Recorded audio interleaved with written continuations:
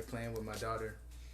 She's brought me a whole bunch of food, including cupcake and some chips.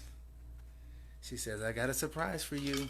So anyway, I'm doing a little biblical study here, and thought I'd share some more with you. I've kind of been on the end times a little bit, and that I would share something that you won't find in the canon of Scripture that we received from the Catholic Church, but it is an ancient writing from Ezra. It's Second Ezra. I believe it is actually Scripture, because it actually used to be in the Tanakh long ago, before things were removed. But anyway, since I'm on the end times thing, I just wanted to kind of share something interesting from Second Esdras or Second Ezra, and it's in chapter 5, starting at verse 1. So I'm going to share it with you. More food for thought on the end times and the things that will happen. So, but these are the signs. The time will come when all people on earth will be in the grip of great confusion. The way of truth will be hidden, and no faith will be left in the land.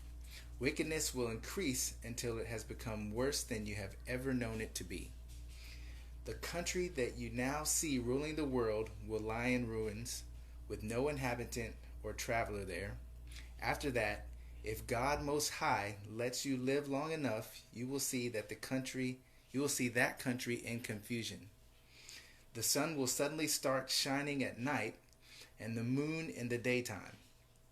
Blood will drip from trees, stones will speak, nations will be in confusion, the movement of the stars will be changed, a king unwanted by anyone will begin to rule, the birds will fly away, fish will be washed up on the shores of the Dead Sea, the voice of the one whom many do not know will be heard at night. Everyone will hear it. The earth will break open in many places and begin spouting out flames. Wild animals will leave the fields and forests. At their monthly periods, women will bear monsters. Fresh water will become salty. Friends everywhere will attack one another. Then understanding will disappear. The reason will go into hiding. Reason will go into hiding. So there won't be any reason at that time. And they will not be found even though many look for them. Everywhere on earth, wickedness and violence will increase.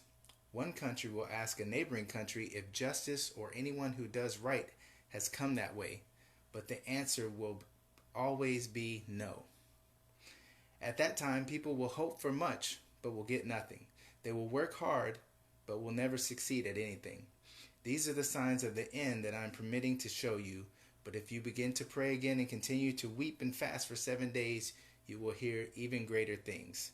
And this is Angel of the Lord talking to Ezra about end times, talking about the end for even for Israel and the world as we know it. And so I was reading that and I was thinking, man, there's a lot of stuff in that passage that we see today, like rulers that are unwanted that are ruling, friends attacking each other, the lack of reason and understanding, going to different countries and finding no one and no justice in lots of ways, people hoping for much but getting nothing, working hard and never exceeding at anything. What's another one? And when it talks about at the monthly period, women will bear monsters. I don't think it's literal monsters. I think it's the offspring. We are creating a generation of monsters. You can turn on the TV and see that. That basically, compassion is out the window right now. It's all about me. It's all about what I want, what I get out of things. Not what I could do for others. The whole idea of treating others the way you want to be treated is a lost concept in this age. But I think it's interesting to see, kind of the things that were prophesied long ago that we can start seeing when I don't watch TV really at all. I just let my friends and family tell me what's going on in that respect because I just don't need it. But But you can see around, whether it's on TV, the internet, you see many of these things happening, and the days are wicked, right? The days are evil, and you see that the signs of the times are here. So it's interesting. So these are even more reasons to abide in Messiah Yeshua, right? Because he is the way, the truth, and the life. These are all the things that are missing from this generation. What's interesting, if you go to chapter 7, he talks even more about the end and kind of what's to come, and some interesting things are written there as well. Let me pull that up for you. So angel came to him, said, stand up.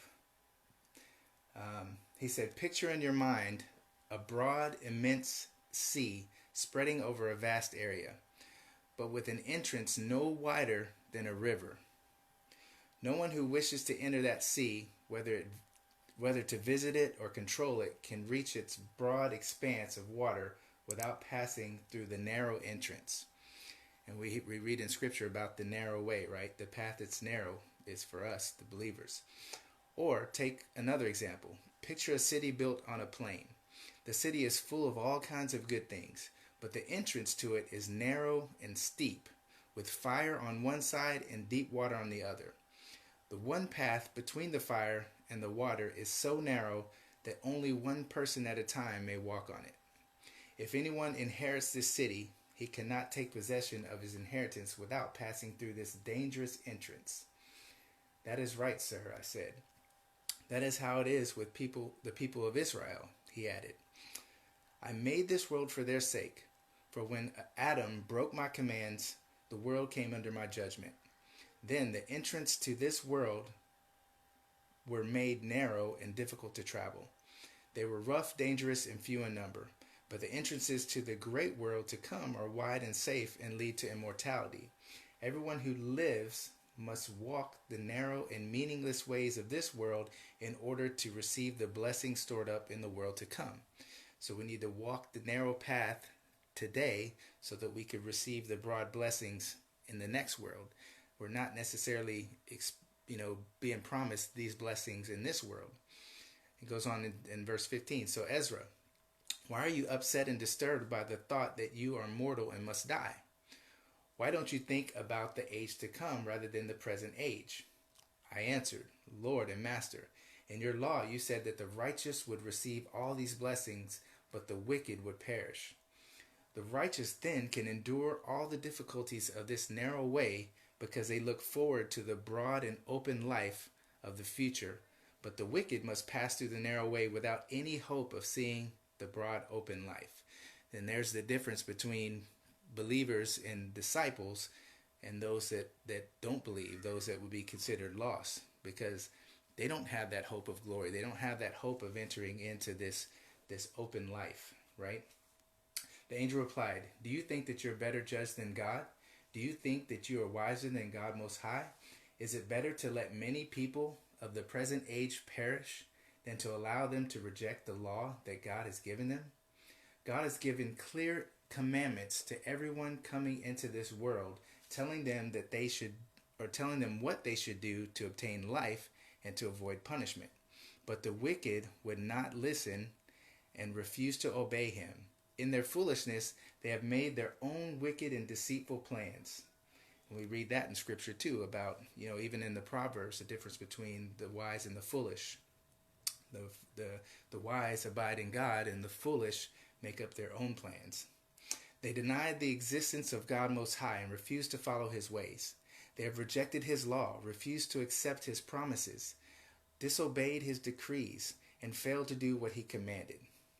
That's the reason, Ezra, that there is emptiness for the empty and fullness for the full. And we know that Messiah came to give us that full life, that abundant life, that life of abundance in him. And it's interesting because we see a generation, many generations where people have rejected the existence of God. We see that today where so many people reject or deny the existence of him and refuse to follow his ways. And then there's some that believe in him that still reject his law and refuse to accept his promises. So we may say, hey, I believe, and we make that proclamation of faith, but then we act or live in a way that proves that we don't necessarily believe those promises or believe that he is. It's almost like pop culture. So he says that there's fullness for the full, so we will be filled, and our cup will overflow, just like Psalm 23. The time is coming when these signs will take place. The invisible city will appear, and the land that is now hidden will be seen. So that's your new Jerusalem. Everyone who survives the calamities I have predicted will also see the wonderful things I will do. So those who endure to the end will be saved and receive these blessings. And then it goes on to talk about Messiah. It says, my son, Messiah, will be revealed. Together with those who come with him, he will bring 400 years of happiness to all these survivors. At the end of that time, my son, the Messiah, and all human beings will die. Then the world will return to its original silence for 7 days. It will be like it was at the beginning. No one will be left alive. After 7 days, this corrupt age will pass out of existence, and a new age will be awakened. The ground will give up the dead who sleep there in silence, and the souls of the dead will be released from the places where they have been kept. And we read about that in Scripture, as well as the dead and Messiah will rise first. God Most High will appear on his judgment seat. Now listen, mercy and patience will vanish completely and be replaced by judgment. So it's saying here that when he appears on his judgment seat, there won't be any patience or mercy. It's going to be strictly judgment, what's true and right. Because we believe that he is a righteous judge, so he has to judge in righteousness, right? So truth and faithfulness will once again stand firm. The good and bad that people have done will be fully revealed. The reward and punishment will follow immediately. The pit of torment, the fires of hell will appear. Opposite them will be paradise of joy and rest. Then God Most High will say to the nations that have been raised from the dead, look, I am the one whom you have denied and refused to serve. It is my commands that you have rejected. So God's going to basically put that right in front of you that, hey, I'm the one you rejected. I'm the one that you denied. And what do we learn in Scripture about denying Messiah, right? He said, those that deny me to man, I will deny them to my Father, right?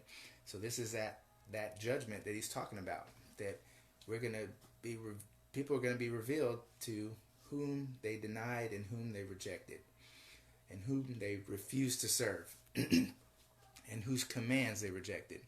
Look around you. There is joy and peace in one direction, fire and torment in the other. That's what he will say to them on Judgment Day. And then it goes on to talk about how on Judgment Day there will be no sun, moon, or stars, no cloud, no thunder, no lightning, no wind, water, or air, no darkness, evening or morning, no summer, no spring, no winter, no heat, frost, or cold, no hail, rain, or dew, no moon, night, or dawn, no daylight, no brightness or light. The only light will be the dazzling brightness of God Most High, making it possible for everyone to see.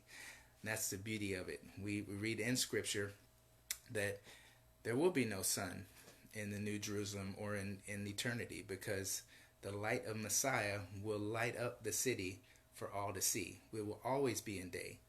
That's why the Shabbat or Sabbath is called the Sabbath day. It's not a Sabbath night.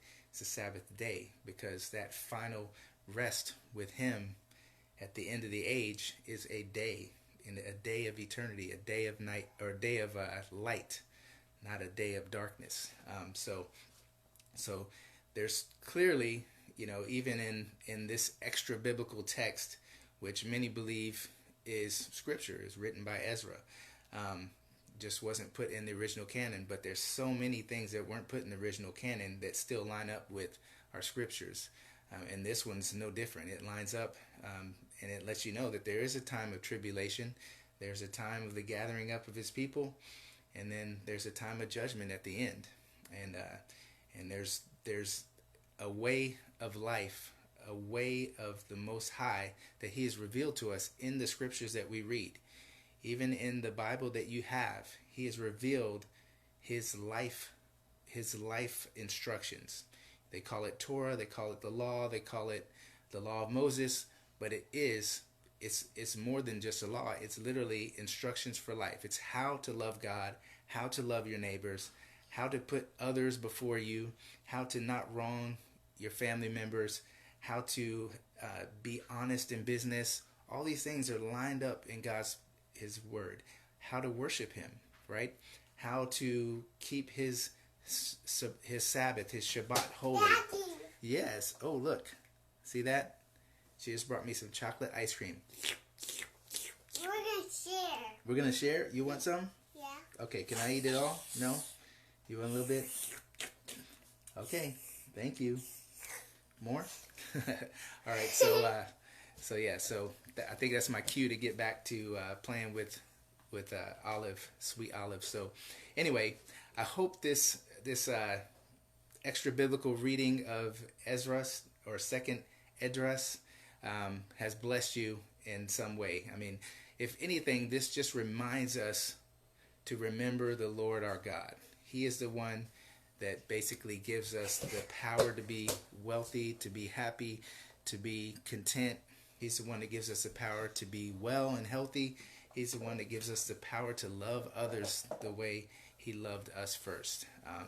And it's, we read in Scripture, in the Gospels, that apart from Yeshua, the Messiah, we can do nothing. So we have to abide in Him, and we have to abide in His commands. He is Torah made flesh. So He did not come to abolish His own law. He did not come to abolish Himself.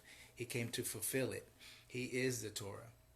Why would He come? Why would He create something that was for our good, that is a blessing, and then later say, because you won't keep these laws or you won't follow in my ways, never mind. Because, even us as wicked people with our children, we don't even do that, right? You don't tell your child, hey, I need you to do this. I need you to go to bed at this time, finish your homework, blah, blah, blah. Follow these family rules. And then when they continually, willingly transgress your family rules, you don't just turn around and go, okay, well, forget it. Just keep doing what you're doing. I'm going to keep rewarding you for that. No, you're going to punish your child. You're going to give them restrictions. You're going to discipline them. You're not just going to let them lead their life in a way that's dishonoring you, right? I mean, in Scripture, dishonoring your parents, that was like capital punishment. So that just lets you know how important the parent is. The way we are with our kids is their first picture of how God is with us, right? So your vision of your father or your mother is your first experience of what God is like. So when we have children,